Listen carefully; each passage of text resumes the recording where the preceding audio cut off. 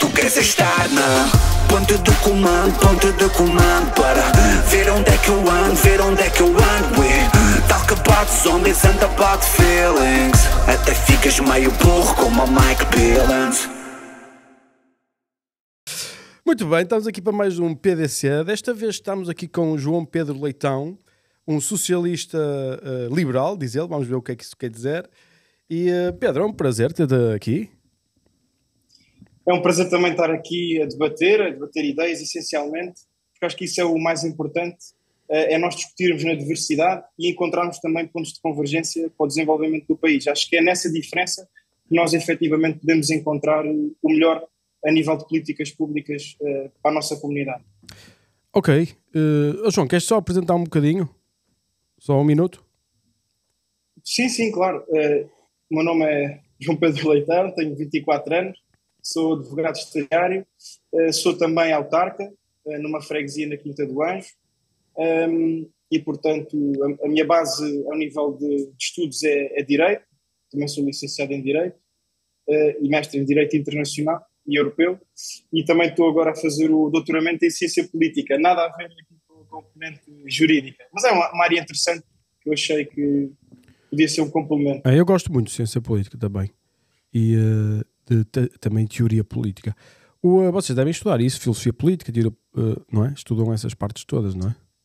Em Direito, não. Não, em Direito não, mas na pós-graduação que estás a fazer. No doutoramento que vou agora iniciar, sim. Ok. Muito bem, e és militante do Partido Socialista, não é? É verdade. Fazes parte da machine. Eu por acaso gosto do Partido Socialista, acho que é super bom a fazer marketing e a explorar o seu ambiente, sou sincero. Acho que por isso está tantas vezes no poder, não é?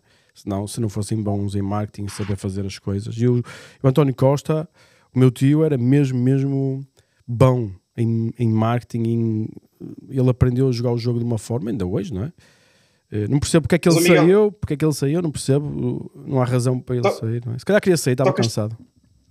Tocas também num ponto importante. Hoje em dia os partidos políticos, se efetivamente querem passar a sua mensagem, todos os partidos políticos têm que apostar muito também naquilo que são as redes sociais, naquilo que é comunicação direta com o próprio eleitor, e hoje em dia não é como antigamente, em que tu tinhas a própria comunicação social a fazer essa filtragem, digamos assim, e não era diretamente a mensagem comunicada aos eleitores, aos cidadãos.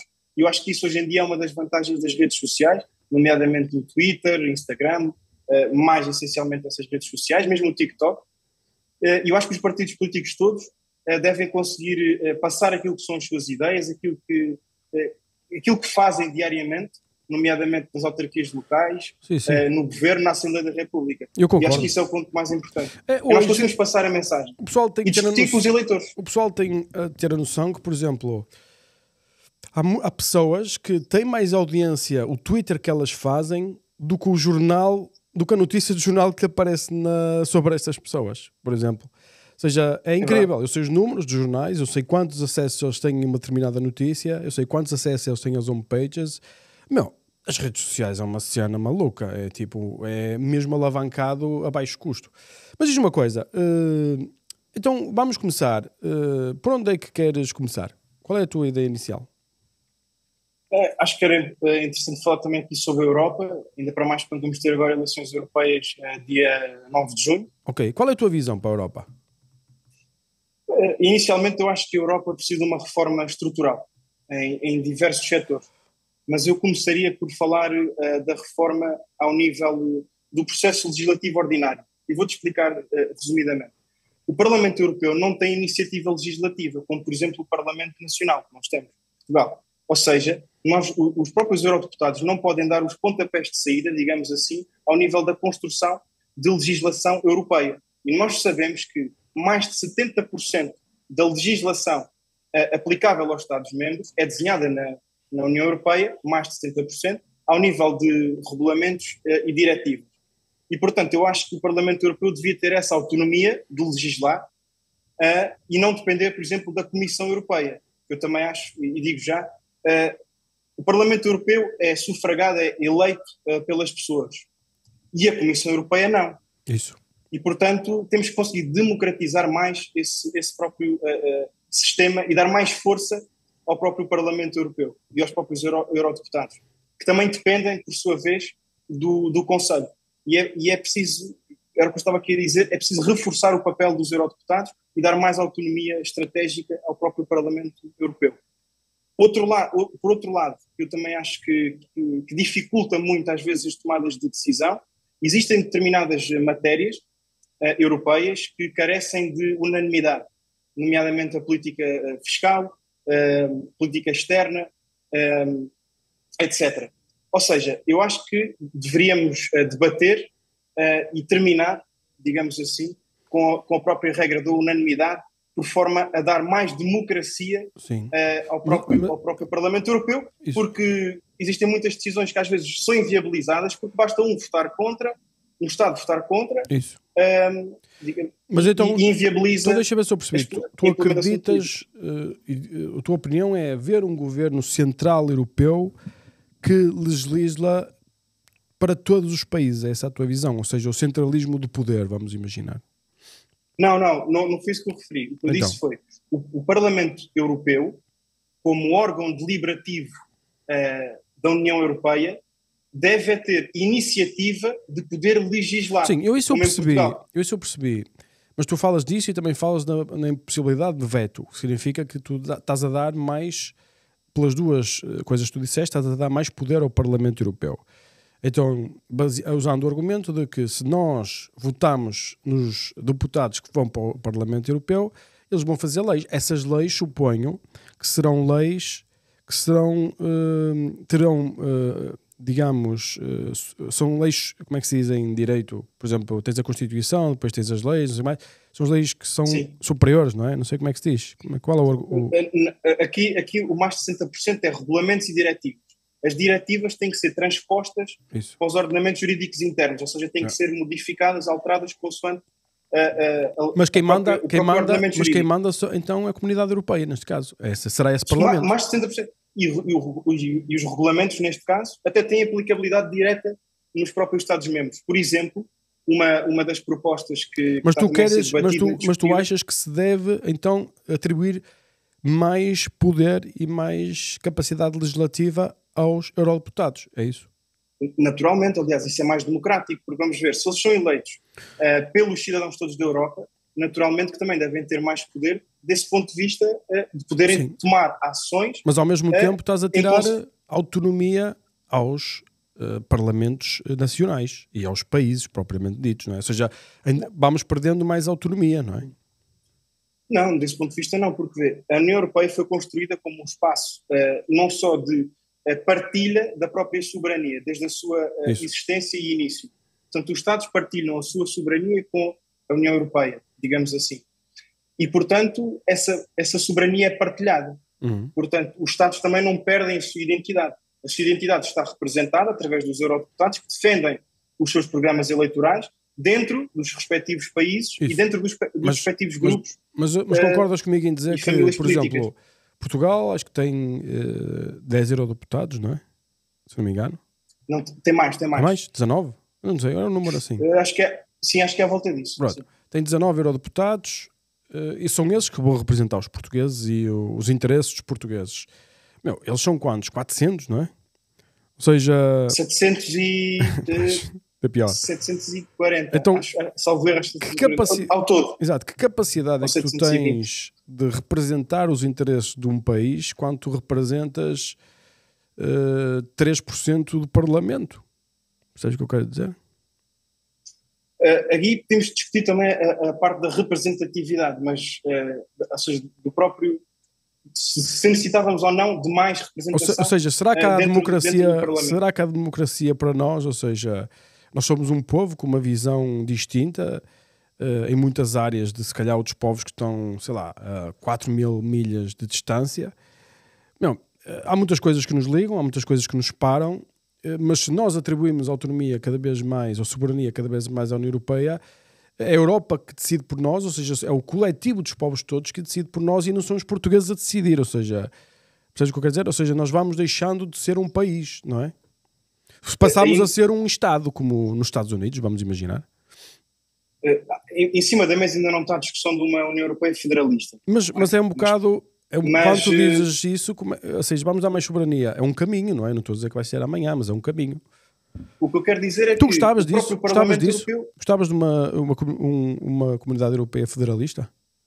Aliás, eu escrevi um artigo de opinião a defender exatamente esse meu ponto de vista a nível pessoal, porque eu acho que isso não fazia com que os Estados perdessem aquilo que é a sua identidade e autonomia, mas partilhavam e continuavam a partilhar, que já partilham atualmente, era aprofundar essa partilha, porque eu acho que nós efetivamente, se queremos ser um bloco económico com força no campo geopolítico, temos que estar mais unidos e de forma a conseguirmos não só ter uma capacidade de industrialização maior, ao nível também daquilo que são as apostas na investigação, na ciência, nas novas tecnologias, porque mas isso já não funciona, Europeia, já não funciona agora assim, não é? Mas só para terminar, neste preciso momento ainda não, ou seja, nós precisamos de garantir uma verdadeira reindustrialização da União Europeia, temos que conseguir ser mais autónomos e mais dependentes de nós próprios e não depender tanto de terceiros, nomeadamente ao nível de energia. Tudo bem, mas, por exemplo,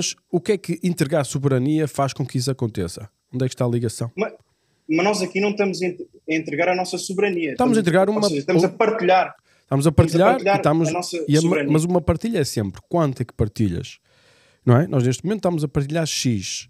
A tua tese e a tua visão de uma Europa é: vamos fazer uma Europa federalista que nos vai dar estas vantagens.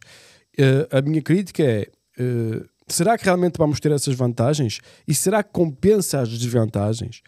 Por exemplo, porque há questões de foro, por exemplo, neste momento as questões de foro, digamos, económico, elas já estão, tens as formas de distribuição dos recursos da União Europeia, há estes países todos a financiar, por exemplo, os fundos que vêm. O pessoal pensa que, por exemplo, que os fundos que nós recebemos para as empresas e para as universidades e para o governo, que são dos impostos dos portugueses, e não são.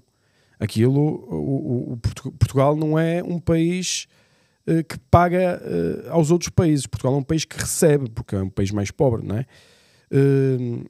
À custa do sacrifício do nosso tecido industrial e do passado, e também do custo dos nossos serviços. Ou seja, é uma troca que fizemos, não é? Mas o que eu quero dizer é isto. Mas isto, em termos económicos, parece que já funciona. Ou seja, não achas? Achas que funcionaria melhor se soubesse mais poder centralizado na Europa? Achas que funcionaria melhor? Eu vou-te dar um exemplo, Miguel, em relação a isso. Nós temos uma crise na habitação que não é só em Portugal, é transversal à União Europeia. Mas, efetivamente, em Portugal tem-nos afetado bastante e impossibilita muitos jovens de sair da casa dos seus pais e começarem a construir para tornar isto a sua vida. Mais interessante, tu fica com o raciocínio, tu vais falar sobre esse tema, mas eu tenho que te interromper aqui para te fazer uma pergunta. Porquê é que nós temos esta crise da habitação? Muito simples. Efetivamente, temos um problema grande da oferta da habitação pública. E, naturalmente, se nós também temos um parque público habitacional diminuto, naturalmente que se tivermos pouca oferta e muita procura, os preços também vão subir. Agora, a questão, isto não é o único ponto. A questão é, nós também temos que conseguir fomentar mais construção. Isso. Ou seja, como é que fazes isso? Como é que fazes isso? Pronto. Eu também ouço empresas e pessoas, efetivamente, também estão ligadas ao setor empresarial, porque é importante ouvir todos, não só as pessoas, mas também os empresários. E uma das dificuldades é também o próprio IVA dos materiais da construção ser bastante elevado. Ou seja, os impostos que estás a pagar para construir, é isso? Exatamente. Isso é uma das questões.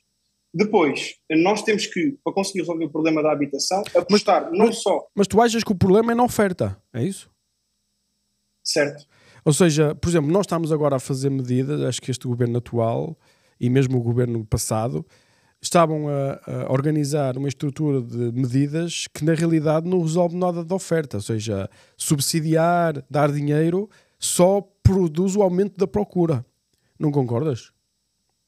Eu concordo que nós devemos apostar, ou seja, a parte, por exemplo, dos subsídios que tu estás a falar, por exemplo, isso acontece nos arrendamentos, através de um programa que é o Porta 65, que tinha um teto máximo de limite, e que uma das propostas era mesmo terminar com esse teto. Mas, ou seja, eu acredito que isso seja uma proposta transitória, porque o próprio objetivo deve ser não só apostar no arrendamento acessível através da habitação pública, e esta habitação pública... Mas como é que fazes arrendamento acessível? Só para terminar, mas como é que fazes? Vou explicar. Porque eu percebo a forma agora. Mas eu gostava de saber, concretamente, como é que tu produzes casas baratas? Como é que fazes isso? Ou seja, como é que o Estado faz isso? Como é que o Estado faz isso?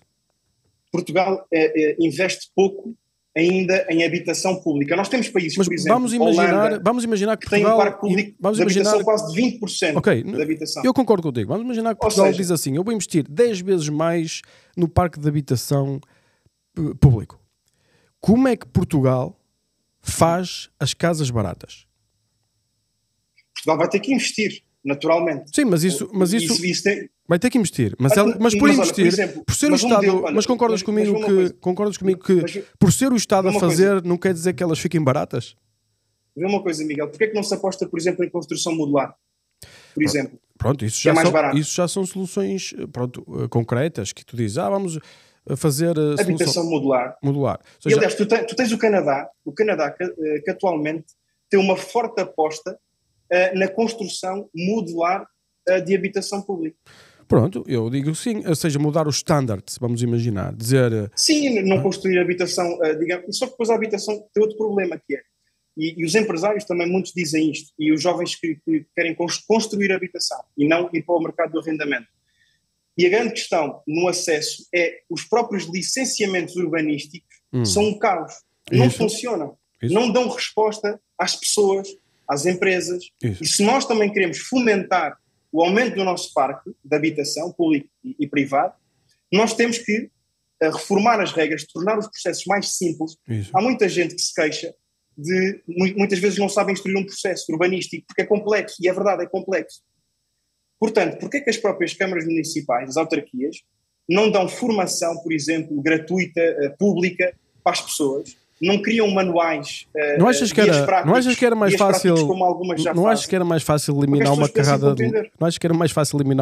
de leis urbanísticas e simplificar? Por exemplo, no Japão quase que não há leis urbanísticas. Tu podes fazer a casa que te apetecer. Só que aqui também, pronto, nós também não podemos construir casas onde também nos apetece, porque existe mas, não exemplo, só as zonas de reserva agrícola, eu percebo as zonas sim, mas repara, tu vais também o ambiente. O terreno representa 30%. E o próprio PDM também já prevê isso. O terreno representa 30% da casa, numa casa, não é? Os impostos representam 30% das casas. Se tu tirares os impostos para zero e se aumentares a oferta de terrenos, multiplicares e dizes, vamos ser muito mais flexíveis, se calhar eles vão para 10% do custo, significa que tu consegues reduzir em 40% o custo de uma casa, de um dia para o outro, sem mexer nos ordenados das pessoas, dos trolhas, dos empreiteiros, assim mais. Ou seja, era uma forma bué de rápida de fazer não achas que era uma forma bué de rápida de fazer uma explosão de construção? Não seria... Porquê que os impostos não são zero? Se a habitação é um bem essencial. Concordo contigo que a habitação seja um bem essencial. Acho que era zero. É zero. Imposto é zero. As pessoas precisam de casas para viver, Não há casas para viver. As pessoas estão indo embora. Mas por isso é que, por exemplo, uma das políticas que eu acho que podia ser implementada é, por exemplo, os jovens que queiram construir a primeira habitação própria permanente podiam ter isenção, por exemplo, no IVA para a construção dos materiais. Isso era um auxílio gigante. Mas tu dizes jovem. Se for a primeira construção... A questão é, por exemplo, tu depois tens outro problema também do aumento gritante das casas. Tu neste preciso momento a pirâmide inverteu. Ou seja, tu tens, de facto, a geração mais qualificada de sempre. Tens os empregos mais qualificados de sempre. Mas hoje em dia, aquelas que eram antigamente as profissões, por exemplo, eletricista, canalizador, pedreiro, etc., são neste preciso momento as pessoas, e são profissões super bem pagas, porque também existem poucos. E aqueles que existiam antigamente emigraram para outros países.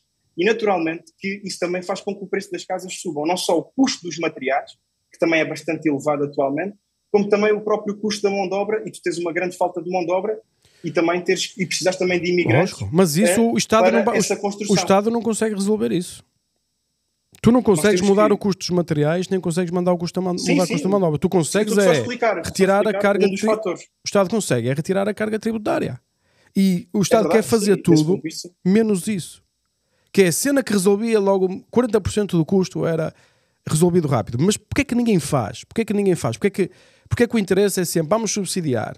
E então ainda vai haver mais procura. Ou, não sei o que mais, vamos fazer aqui mais uma lei extra em cima desta lei. Vamos dar formação. Não, se queres uma coisa, vais dar formação, vai demorar a dar formação. Isso, com o meu ponto de vista pragmático, acho que não vai resolver nada. Tu achas que percebes o que eu quero dizer? Eu acho que não vai resolver nada. Ninguém vai Miguel, para a formação para fazer uma casa. Eu concordo contigo do ponto de vista em que nós temos que simplificar a legislação. Não só a urbanística, mas outras. E olhar para uma série de, por exemplo, de taxas que podem não fazer sentido. É olhar para aquilo que é essencial para nós conseguirmos não só financiar aquilo que é também o nosso Estado social, ao nível dos nossos serviços públicos, mas não descapitalizar as famílias, a classe média, que sofrem atualmente. Concordo contigo. Mas repara de impostos, é preciso descer. Mas repara o raciocínio, tu dizes, não temos que manter o Estado Social. A questão é assim, certo. Nós cobramos impostos na habitação, que é uma coisa essencial, para manter o nosso Estado Social. Mano, não só na habitação. Não só, mas, por exemplo, porquê é que não tiramos a cena da habitação? Porquê é que nós não temos uma taxa zero de IVA? Estás a falar, por exemplo, do quê? Do IMI? Não, estou a falar do IVA nos materiais de construção. Estou a falar... o IVA logo é uma paulada, não é? Estou a falar nas licenças todas, as taxas e as taxinhas que nunca mais acabam. Estou a falar no IMI. Tu sabes sobre os impostos que existem, não é? Não sei se alguma vez fizeste uma casa, és muito novo, se calhar não. Mas, 30% é impostos ou mais até. Tinha que se fazer as contas. Não, algum especialista poderá dizer melhor. Mas já falei com pessoas que constroem e, efetivamente, uma das questões é, de facto, o elevado capital que tu necessitas para conseguir comprar o terreno, exato. Construir a casa. Isso. Porquê? Porque demora 4 anos a fazer uma casa. Se tu pudesses... Esse é o problema que eu estou a dizer. Urbanismo exatamente. Não funciona. Tens toda a razão. Não funciona. Tens toda a razão. Agora, ao custo do capital atual, que está na ordem dos 6% a 7% ou a mais até, significa que tu investes numa casa durante 4 anos, tens que meter o dinheiro, não sei o que mais, aquilo vai tudo acumulando. E depois, quem tem que arriscar estes 4 anos para fazer construção, ou 3, ou o que seja, tem que depois ganhar dinheiro, porque tem que ter rentabilidade, porque ter o seu dinheiro empatado. Ou seja, tem que haver rentabilidade. As casas, certo. O mercado funciona da ligação da oferta e da procura. O Estado pode estimular a oferta de casas, ou pode estimular a diminuição do custo. Não é? Como é que medidas para estimular as ofertas das casas? Dizer aos investidores, ou tentar compensar os investidores, olha, se comprares uma casa e vendes uma casa, por exemplo, tens uma tributação que é menor, por exemplo, não é? Para ver se o pessoal mete o dinheiro lá. Estás a perceber? Agora, tu dizes bem, há um problema de capital, há um problema do custo das cenas, há um problema, mas o pessoal diz sempre aqui, não, isto é especulação, é não sei o que mais. Então resolve tu, faz tu uma casa, é o que eu digo. Porquê que não fazes tu, experimentas fazer uma casa para ver se o problema é especulação? Tenta comprar os materiais, organizar os trolhas, organizar o arquiteto, pagar adiantado as taxas e não sei o que mais e fazer uma casa e ver quanto é que te custa. Estás a perceber a cena? E eu acho que é assim, eu acho que o que se devia dizer era isto. Está ou não está na Constituição Portuguesa que a habitação é um direito? Foi isso que não foi isso que se escreveu? Pronto. Se é um direito, está na Constituição. Elimina os impostos. Não tem lógica, meu. É um direito, meu. Eliminem os impostos. Vocês, se estão no governo e querem fazer, tirem os impostos e cobrem impostos noutras cenas. Aumentem o imposto, aumentem o IVA das viagens, ou o IVA de coisas que não são necessárias, digamos assim. Mas em relação a isso, eu concordo no sentido em que é preciso baixar os impostos na construção, nos materiais, e se efetivamente também nós queremos fomentar a construção, principalmente também para os jovens. E se o urbanismo não funcionar, é muito difícil que isso aconteça. Yeah. Porque eu também conheço situações em que as pessoas, imagina, pedem um empréstimo. Não é? Pedem um empréstimo porque o orçamento inicial é X. Só que depois, o que é que acontece? Ao fim de X anos, se a casa se não for licenciada, os preços se alteram todos. Uhum. E se alterarem todos, o próprio orçamento daquela pessoa que pediu o empréstimo naquele valor é completamente alterado. Isso. E é preciso garantir previsibilidade às pessoas. Porque se as pessoas não tiverem segurança no investimento, não tiverem segurança na previsibilidade das leis, é muito complicado que invistam. Eu, por exemplo, se tu me disseres assim, Miguel, queres vir para aqui fazer 1000 casas e arrendar em Portugal? Eu digo, é que nem pensar. Que eu bem sei como é que são as leis da habitação em Portugal. O senhorio nunca ganhou dinheiro em Portugal quando olhas tipo para 100 anos. Sempre foi escamado. É histórico, é assim que funciona e continua a funcionar assim. não é? E a última lei que foi a alteração que o Costa fez em 2016, se não me engano, não é? Aquilo vinha a ser, e agora já podemos ter habitação, começámos a começar, depois muda-se a lei e dizer, é como se tirasse, digamos, o tapete debaixo dos pés. E eu, como investidor, é tipo, está absolutamente fora da minha carteira. Pode haver a demanda que quiser, pode haver a demanda de 5 milhões de casas. O Miguel não vai investir em habitação em Portugal. Ponto final. Porquê? Porque eu não confio no legislador. Não confio. Percebes? Porquê que não confio no legislador? Por causa do passado. Passado recente, passado médio, passado mais extenso. Vê uma coisa, Miguel, tu estavas a dizer. Eu acho que é que foi o que tu disseste, não foi? Foi o que tu disseste. Estabilidade. Estabilidade. Sim, previsibilidade. Previsibilidade, não é? Sim, agora, sim, baixou-se um pouco o IRS ao nível dos senhorios e do imposto desse ponto de vista. Mas não foi IRS, foi, por exemplo, tu tens uma pessoa que está na tua casa e tu não consegues mandar embora. E o teu investimento que vais rentabilizá-lo em 30 ou 40 anos, de repente dá um yield negativo e tu dizes, ok, para que é que eu investi? Percebes? Mas aí, sim, eu estou a perceber o que estás a dizer perfeitamente. Aliás, imagina, imagina que fazer um despejo. Exato, sim, tenta fazer um despejo. E o despejo é bué de chunga, porque há pessoas que vão para a rua. Mas depois tu ao mesmo tempo queres que vamos dificultar o despejo porque é uma coisa desumana, mas vamos pedir aos investidores para comprarem casas. Não vai a cara com a careta. Por isso é que tu dizes, se calhar a habitação pública é o segredo.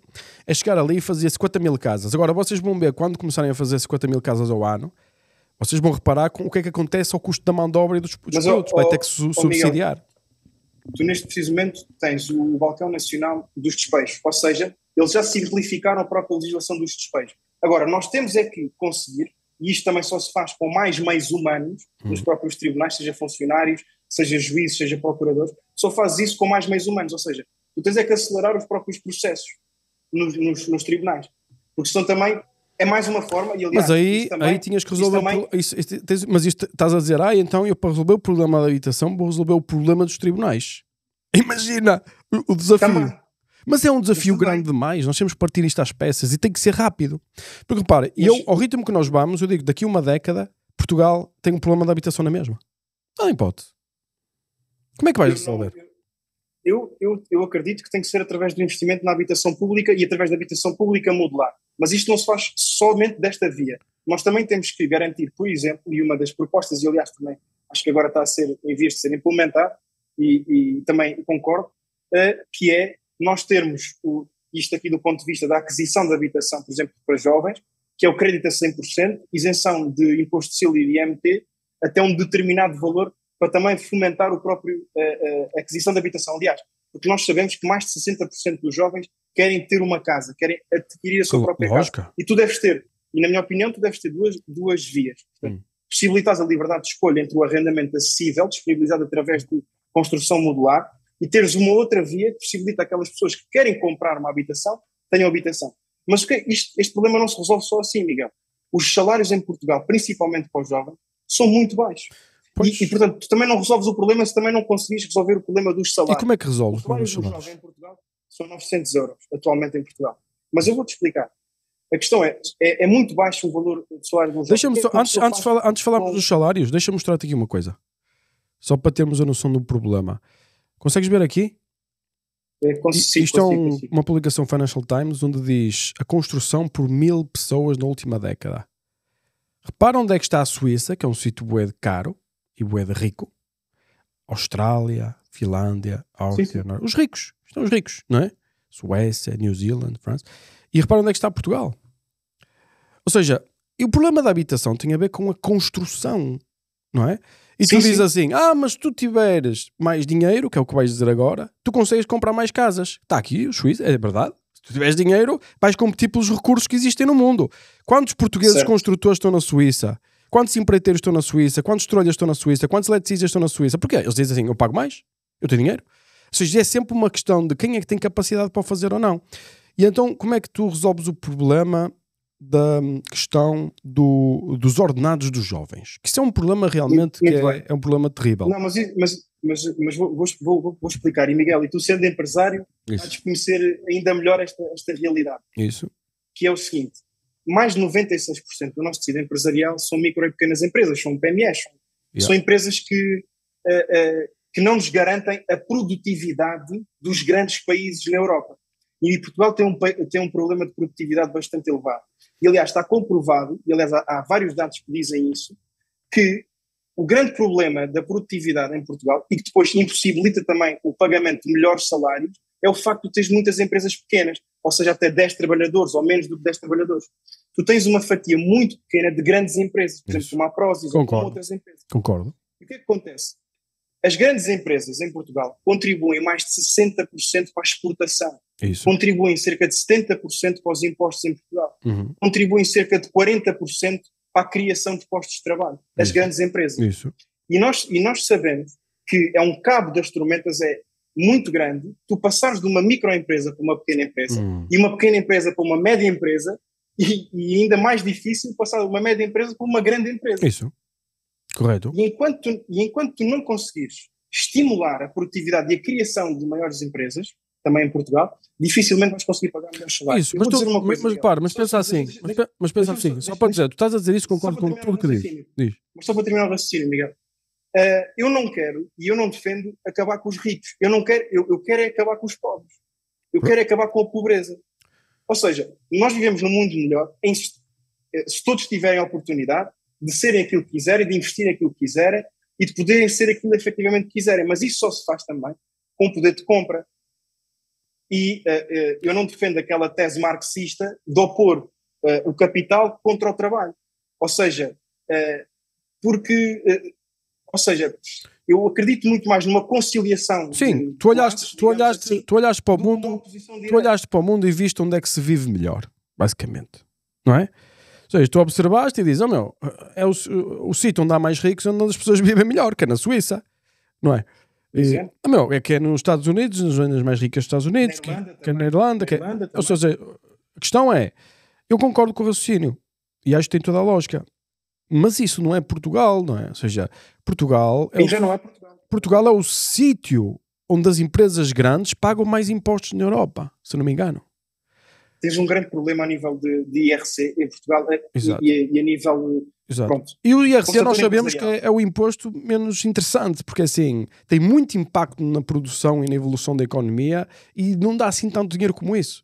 Ou seja, há impostos, por exemplo, que são muito mais interessantes, que não têm tanto impacto na economia. Até existe uma pirâmide gira sobre isso. Mas a realidade é, a nossa forma da população ver o mundo é as empresas grandes são más. Estamos sempre a falar nas tais PMEs, microempresas. Pessoal, se vocês pensam que vão competir com a Suíça, com micros e pequenas empresas, tirem o cabelinho da chuva. Não há hipótese. Não é? É impossível uma pequena empresa competir com uma grande empresa. Não tem hipótese. Vamos lá ver. É como, por exemplo, um clube de futebol da terceira divisão ganhar ao Porto. Não vai ganhar, Não dá. Agora, nós temos é que conseguir desenvolver o nosso tecido empresarial. Temos que conseguir mas tu disseste uma coisa interessante. Disseste uma coisa interessante, que é, tu dizes que é o cabo das tormentas passar uma microempresa para pequena, de pequena para média. Mas eu concordo contigo. Se vocês têm a ideia que vocês vão conseguir fazer grandes empresas de hoje para amanhã, eu também não acredito nessa cena. Eu acredito que é muito mais interessante atrair o ecossistema, atrair estas grandes empresas para Portugal, que têm mão de obra qualificada e não sei o que mais, através de quê? Não é? Olha o impacto que uma Auto Europa teve em Portugal. Olha o impacto que uma... Por exemplo, agora, se as tratas mal, se não lhes dás os tais benefícios, não é? Digamos assim, tens de ter a noção que tens que dar benefícios a uma empresa que estás a competir pelo seu interesse, não é? Tipo, a coisa que me dizem mais no Twitter, sabes qual é? Foi, a Prozis recebeu 20 milhões em fundos públicos, que são da União Europeia. Ou seja, chega o Estado à minha beira e diz assim, Miguel, estás interessado em receber fundos públicos se fizeres isto? Eu digo, até estou interessado. Faço um acordo, faço um programa, cumpro as regras todas, cumpro as leis, e depois dizem, tu não devias ter recebido fundos públicos. E eu não concordo com os fundos públicos, mas o jogo é assim que está estabelecido, e as empresas têm que estabelecer, usufruir desses benefícios, porque senão o teu vizinho vai usufruir e tu vais ficar prejudicado, não é? A questão é, vai acabar, não vai ser competitivo o suficiente. Ou seja, porque é que nos dão os fundos públicos maiores em Portugal? Por causa de estarmos distantes. Eu tenho que produzir em Portugal e tenho que levar mercadoria para o centro da Alemanha para vendê-la lá. Ou seja, este transporte que eu tenho que fazer da mercadoria para cá e depois da mercadoria para lá, tem que haver alguma forma para compensar para usar a mão de obra portuguesa aqui. Senão não faz sentido, não é? E a questão é, neste sentido, se vocês querem empresas grandes, competitivas, que elevam os ordenados das pessoas, não é? Vocês têm que atrair estas empresas. Essa mentalidade não existe em Portugal. Estas empresas vão ensinar, vão dar formação a bué de gente aqui em Portugal que depois, se calhar, vão ter capacidade de fazer as suas próprias grandes empresas também, não é? Miguel, eu vou-te dar um exemplo. Eu concordo que deve haver um plano estratégico de atração de investimento.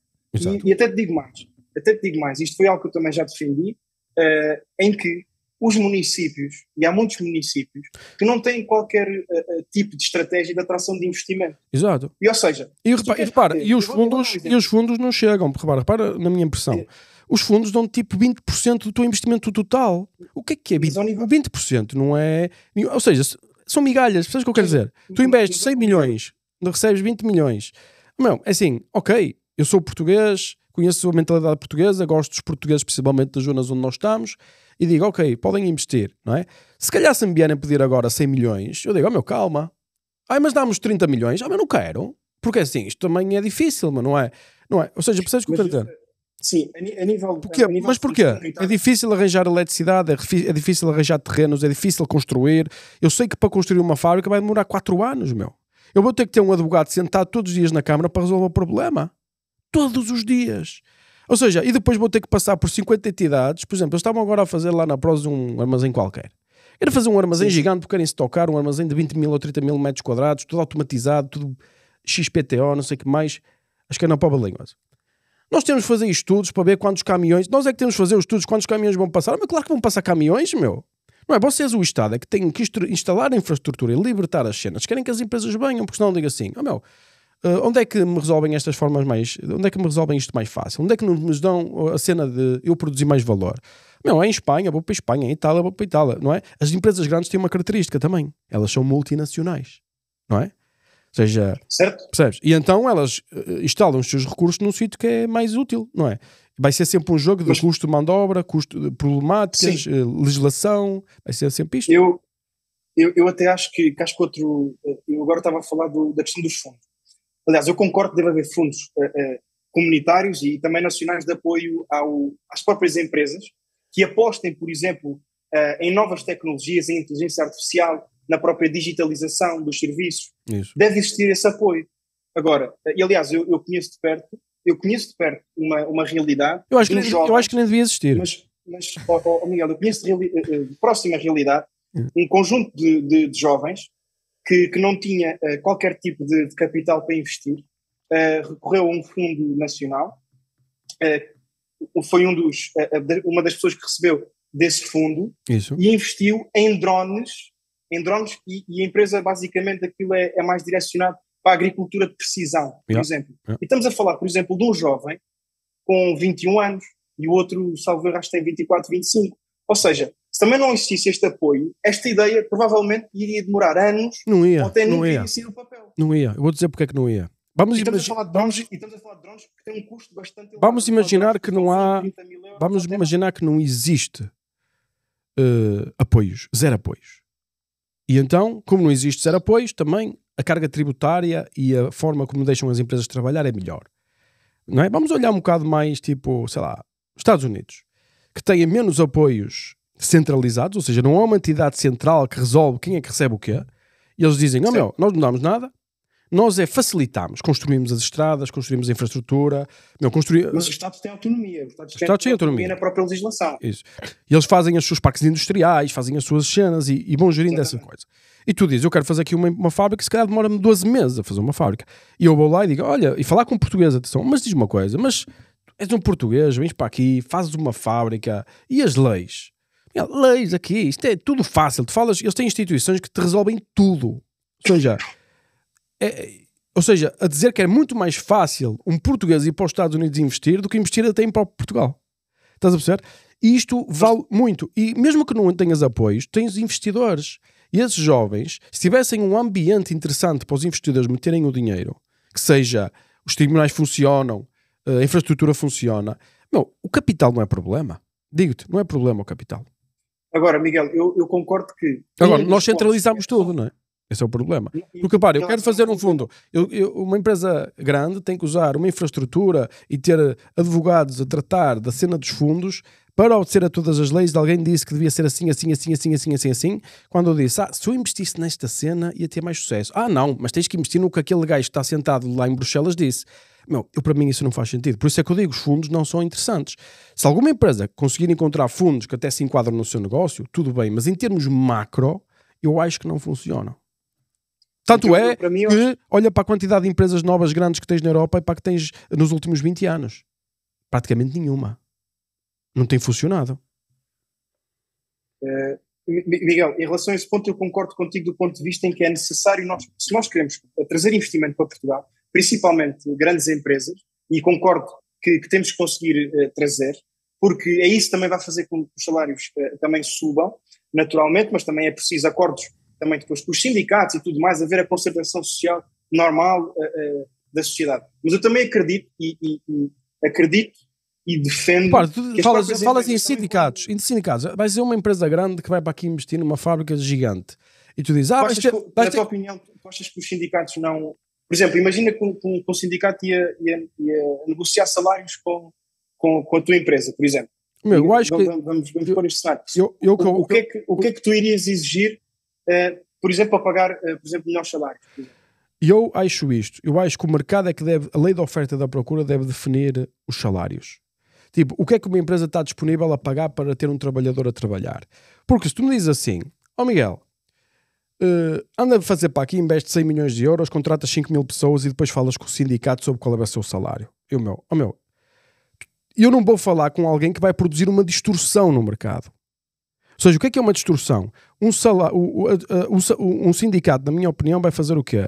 São classes diferentes organizadas que vão dizer assim, olha, apesar da economia não me querer pagar isto, se tu não me pagares isto, eu não trabalho. E então, tu vais ter que me pagar mais e vais ter que vender o teu produto mais caro ao consumidor, porque é assim que deve ser. E isso é uma distorção da economia. O que é que pode acontecer? Pode acontecer quando olhas para as contas, dizem assim, ok, tudo bem, tu queres ganhar mais dinheiro, eu acho que é justo, mas quando eu faço as contas já não me compensa investir aqui. Não é? E se eu sei que tenho uma estrutura sindical muito forte, eu sei que eu não vou ter leverage, ou seja, quando eles quiserem subir os salários, eu vou ter que aceitar. E se tiver que, porque senão não tenho trabalhadores. Se não tenho trabalhadores, significa que eu deixo de ter competitividade em relação às empresas que estão fora do país, principalmente se for uma empresa exportadora. Eu consigo lidar com um país evoluir, os salários ficarem mais caros. Eu não consigo lidar, como investidor, com um grupo de pessoas que se reúne e diz, nós vamos receber X dinheiro de forma arbitrária.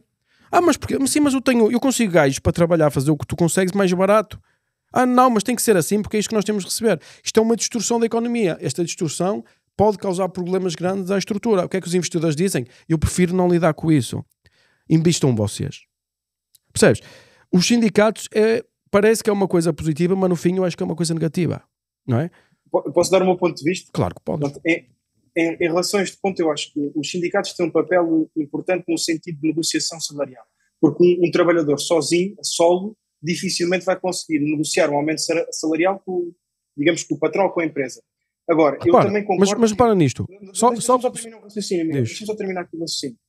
Se tu, por exemplo, tens benefícios fiscais para as empresas, imaginemos que a gente reduz o IRC para as empresas. Mas isso, ou seja, eu concordo que deve existir, por exemplo, essa baixa de IRC, mas isso, eu concordo também deve haver uma contrapartida, ou seja, a empresa também pagar melhores salários. Porque, ou seja, tem que ser um win-win. A realidade não funciona assim. O imposto... que a empresa pode receber apoios, digamos assim, e depois isso também não se reverta no aumento de salários, para mim não devia haver apoios nenhuns. Era tirar os apoios e tirar a complexidade. Os apoios é centralização, é criar mais ruído. Tu repara nisto. Eu acho que não. Tu diz-me assim, eu para mim, não é preciso, o capital está aí, as pessoas têm dinheiro, a quantidade de dinheiro que estão nos depósitos bancários em Portugal está no máximo histórico. Há dinheiro, o problema não é dinheiro, o problema é que ninguém quer investir porque não dá rentabilidade, vais ter o dinheiro a arriscar para perder. Pensa assim, tu tens... a problemática de o imposto para uma empresa é custo. Ok. O imposto não se vai pagar depois de ganhar dinheiro. Eu faço as contas antes, quanto imposto é que vou pagar baseado no yield que eu quero obter do meu investimento. Portanto, tu pões 25, 30, 50, podes pôr o que quiseres. Aquilo vai entrar numa linha que vai dizer assim, custo de IRC, custo de impostos de trabalhadores. Custo é um custo, como outro qualquer. Se tu tirares aquele custo, eu olho para o meu yield, está mais interessante. Até posso, se calhar, estimular aqui mais. Mas os trabalhadores aqui, como é que eles ganham mais? Ganham mais porquê? Porque eu até prefiro pagar mais aos trabalhadores e ter melhores e menos chatices, ter os melhores profissionais. Eu vou se calhar, começam mais empresas a aparecer e começa a aparecer concorrência. O aumento dos impostos, o aumento dos ordenados não deve ser uma negociação entre o patrão e o empregado. Deve ser uma coisa que existe na sociedade, que é qual é o custo da mão de obra e qual é que é a capacidade de pagamento da mão de obra. Se tu dizes assim, não, o patrão, tens uma distorção nesta relação, que é, existem 1000 empresas no mercado a contratar, existem 10.000 funcionários, não é? A forma mais eficiente de fazer esta distribuição, para mim, é deixar o mercado funcionar. E tu dizes assim, mas isso só dá um ordenado de 500 paus. Não, é o que é o que o teu país produz. Pensa assim, eu não tenho sindicatos na Prozis em Portugal numa área determinada. E eu não tenho sindicatos na Prozis Alemanha numa área determinada. Porquê que raio é que os alemães ganham 2 ou 3 vezes mais que os portugueses? Porquê? Não é? Também há mais produtividade, naturalmente. Não há mais produtividade. Isso não é verdade. Eles produzem igual aos portugueses. Porquê ganham o dobro e o triplo? Ou será a produtividade ou também a questão dos impostos? É a lei da oferta e da procura. Mas a questão... Então simples como isso. Tu tens que criar uma necessidade, tens que estimular tanto a procura de funcionários que os ordenados sobem. Estás a perceber? Os ordenados sobem pela quantidade de empresas a precisar de pessoas. Se não há empresas a precisar de pessoas, porque que raio é que os ordenados iam subir? Eu não concordo. Pronto, eu respeito essa tua visão. Achas que não funciona assim? Mais liberal. Eu acredito que deve existir, sem sombra de dúvida, a economia de mercado, mas também tem que ser assente no pilar social, ou seja, na própria justiça social e acredito que também as próprias empresas... Sabes uma coisa? A economia quer saber zero de justiça social.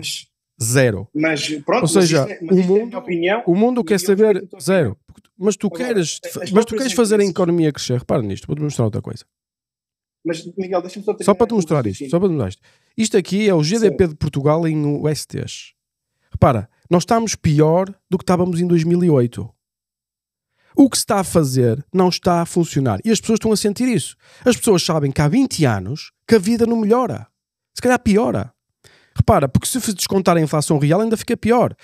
Que justiça social é que tens aqui? Quando as pessoas não conseguem comprar casas, as pessoas não conseguem comprar nada. É muito bonito dizer, vamos aumentar os ordenados e depois, passado 20 anos, as coisas estão pior. Não era melhor ter uma curva ascendente, como por exemplo tem os Estados Unidos, por exemplo? Não é? Pronto, nós somos também dos países também que conseguimos aumentar também ao nível não só do próprio salário mínimo, como o salário médio também cresceu. Agora, o salário mínimo... Mas cresceu em relação a quê? Nós não temos dinheiro para comprar casa, os jovens não conseguem comprar uma casa... Não é? Certo, deixa-me só dizer. Naturalmente que nós estamos melhores. Se já atingimos nós não estamos melhores. Repara, se tu João, se tu aumentas o salário mínimo 40% e os produtos aumentam 40%, como é que tu estás melhor? Mas a questão é... Ou seja, quanto é que custava uma casa há 10 anos atrás? Certamente custava metade do que custa agora. Portanto, se tu aumentas o salário mínimo para 50% e as casas aumentaram para o dobro, como é que tu estás melhor? Não estás melhor, isto é uma mentira. Portugal não está melhor.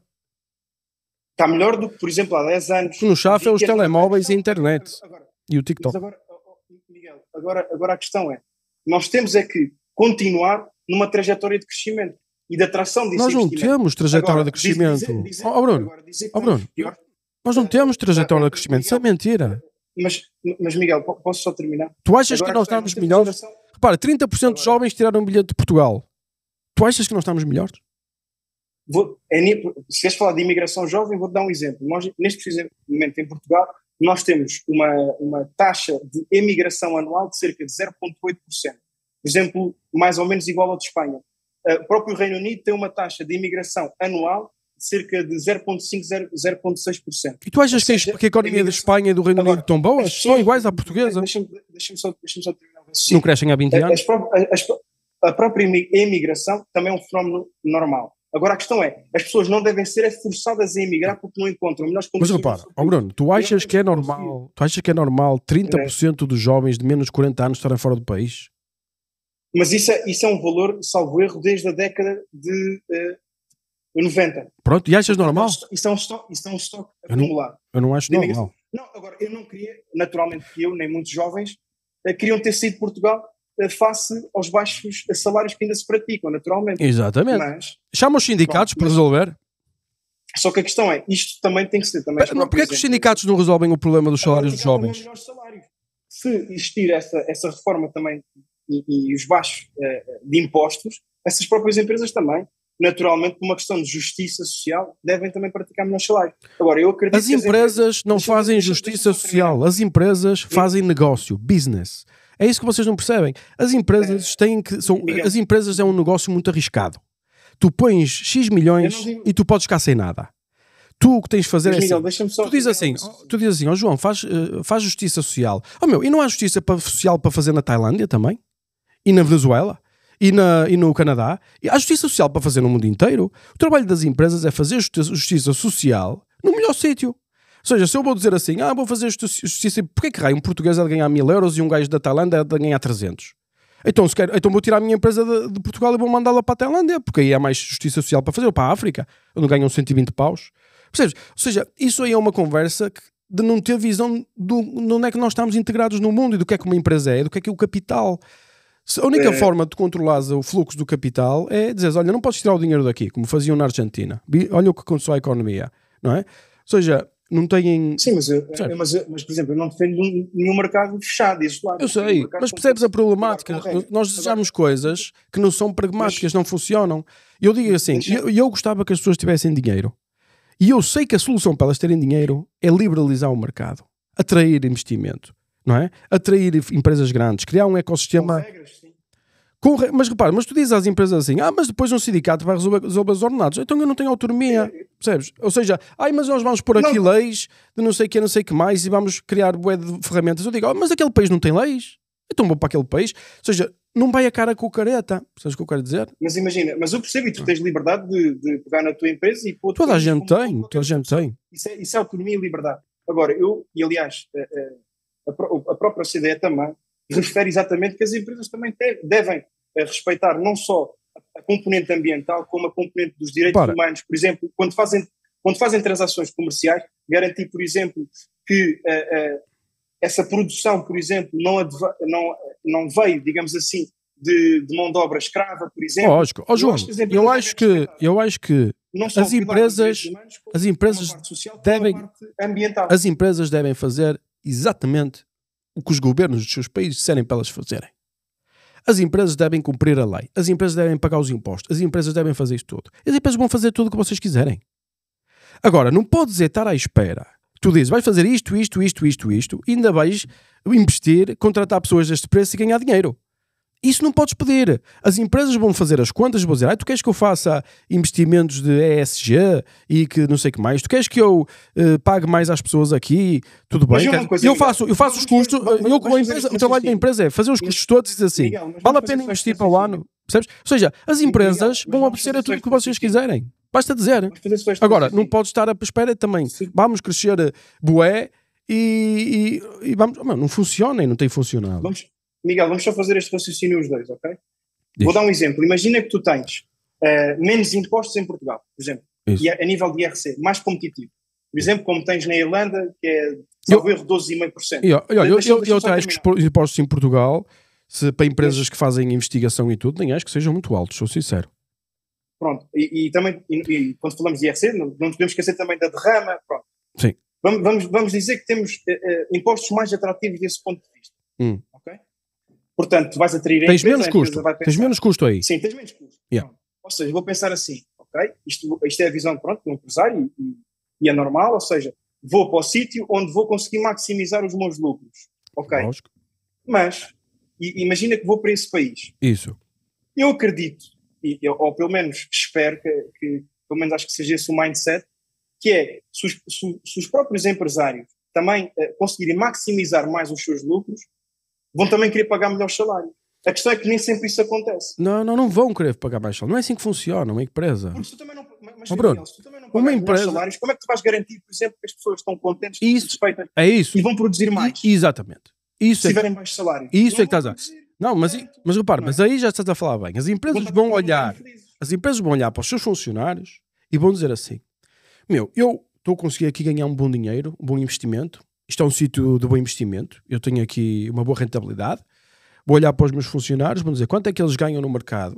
Ganham tipo X euros. Ok, vou-lhes dar mais regalias, vou tentar pôr os meus funcionários mais felizes do que os que estão lá fora, certo? Para eles não fugirem. Esse é o meu trabalho. Ter talento. E depois digo assim: ainda sobra este dinheiro todo. O que é que eu vou fazer? Isto aqui, o meu trabalho qual é? Eu vou expandir, vou investir, vou construir. E então vou contratar mais pessoas. E essas pessoas fazem mais pressão sobre o mercado de trabalho. E então tenho que aumentar os salários mais. Estás a perceber? Mas não é uma coisa de coração. Porque nas empresas, se tu tiveres coração de dizer assim: não, os meus empregados deviam ganhar 2.500 euros cada um. Tu deixas de existir passado 12 meses. Isto não é o governo que pode dizer assim: eu não tenho dinheiro, vou aumentar os impostos. Isto é uma transação voluntária. Se eu tiver que aumentar o custo dos meus produtos e se os clientes não quiserem, tu vais à falência. Se eles não tiverem dinheiro para comprar, tu vais à falência. E vai toda a gente para a rua, acabou. E o investidor perde o seu dinheiro, os empregados perdem o seu salário, não é? E perdem o seu emprego, não tem que arranjar outro. Mas o capital foi toda a vida. A infraestrutura foi toda a vida. Agora, o que eu digo é assim. Eu acho que sim, eu acho que tens razão. Se tu des mais um ambiente melhor para fazer negócio, tu inevitavelmente, sem teres que obrigar ninguém, os ordenados vão subir. Isso aconteceu em todos os países. Isso na China está a acontecer isso. Um chinês de Xangai ganha tanto como um português. Imagina. Já viste? Os chineses de Xangai ganham tanto como um português. Já imaginaste essa cena? Não, desconhecia. É incrível. Mas estava-te a dizer, Miguel. Pronto. Ao nível da atração de investimento, acho que era esse o ponto. Concordo. Agora, eu também gostava também só de referir aqui outras questões que também acho que são de extrema importância, que é naturalmente, hoje em dia tu tens regras orçamentais bastante apertadas ao nível da União Europeia.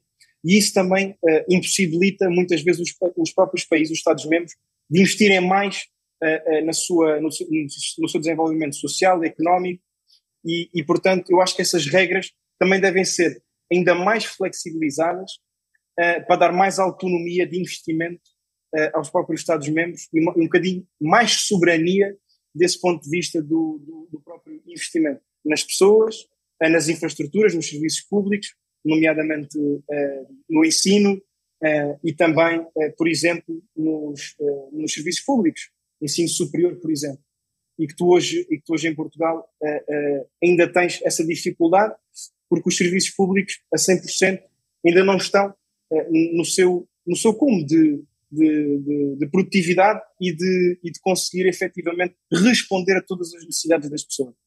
E, portanto, acho que esse também é um ponto importante. Depois, eu acho que isso é um grande problema que também existe na administração pública, que é, tu para contratares um trabalhador, ou até mesmo para despedires, por exemplo, para contratar e despedir, é um processo morosíssimo.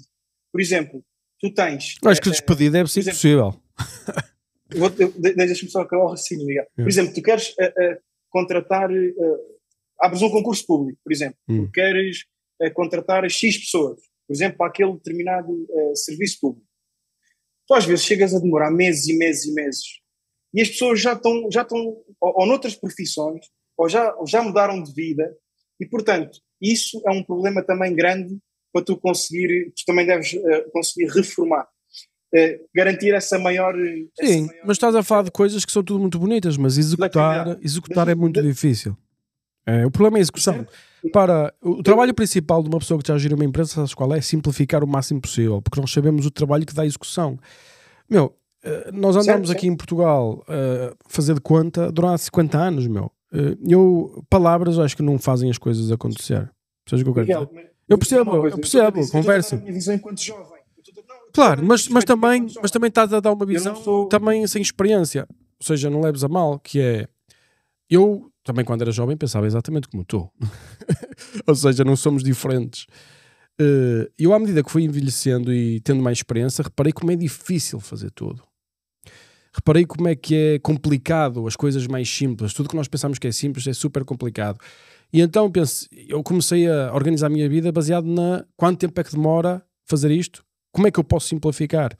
E o que eu considero é que o sistema que nós instalamos em Portugal é impossível de administrar. É uma empresa grande demais para conseguir gerir e para tornar eficiente. E a minha visão é sempre a mesma, que é, vamos simplificar, vamos cortar, vamos...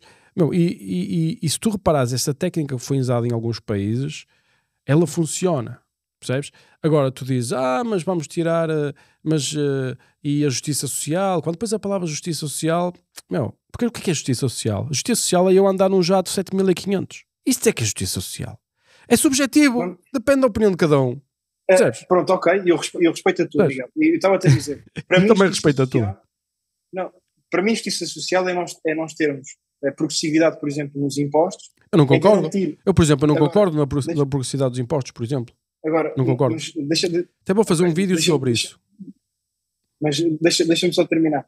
Eu acredito que todas as pessoas, independentemente das suas condições socioeconómicas, independentemente do sítio onde nasçam, tenham as mesmas oportunidades daquelas pessoas que, por exemplo, já nascem... Eu concordo contigo. Eu concordo contigo. Vou-te fazer só uma pergunta, João. Só uma pergunta. Só quero fazer esta pergunta que é importante para ti. Que é, o que é que tu preferes? Justiça social ou os portugueses viverem como os suíços? Eu quero que os portugueses vivam bem, naturalmente. Mas destas duas, se tiveres que escolher estas duas, tu gostas de justiça social? Justiça social ou os portugueses viverem como os suíços? Os dois. Não. Um é objetivo, outro é subjetivo. Porquê que um é subjetivo? A justiça social é um conceito subjetivo. Ou seja... Não concordo. É subjetivo porque depende da tua opinião sobre o que é justiça social. Ok, percebes? Repara, deixa-me só terminar o raciocínio. Achas que uma pessoa que está em África acha que justiça social é o mesmo que acha um suíço? Não, o suíço vai dizer, justiça social é ter dinheiro para uma casa, ter dinheiro para viajar, isto é que é justiça social. Um gajo africano vai dizer, justiça social é ter uma casa e comida. Ou seja, é subjetivo, depende do sujeito. O que eu quero dizer é, para mim não me interessa esse conceito de justiça social, para mim me interessa isto. Nós conseguimos pôr os portugueses a viver no melhor standard de vida do planeta Terra. Isto é que me importa. Sim, é possível porque outros países já o fizeram. Como é que se faz? Eu não quero saber da justiça social, não quero saber de nada, não quero saber de nada que seja ambíguo. Eu quero saber como é que se faz. E então vou aplicar essas estruturas. Por muito que elas pareçam que vão produzir injustiça social, parece que no final o que elas produziram foi um standard de vida muito melhor. Mas é assim, João, eu acho que está espetacular, eu acho que já estamos bué distantes, depois o pessoal não vê. Obrigado pela tua presença e teremos que continuar noutro episódio. Eu gosto das tuas ideias, eu respeito as tuas ideias e gosto que Não dá para falar sobre tudo. Claro, mas gosto que discordemos. Acho que fica mais dinâmico nós a discordarmos, não é? E tu tens uma visão realmente socialista, mais liberal, nota-se perfeitamente. Já percebo o que queres dizer. E é sempre interessante trocar ideias e ideias diferentes e por isso isto fica mais dinâmico. Obrigado pela tua presença quando traz as tuas ideias diferentes. E acho que é mais fixe. E podemos continuar a falar. E prometo que para a próxima deixo-te falar mais um bocado. Está bem? E não te interrompo tanto. Muito obrigado mais uma vez e vamos para a frente. É um prazer, João. Vamos continuar. Isto ainda temos aqui pano para muitos episódios. É verdade. Um abraço.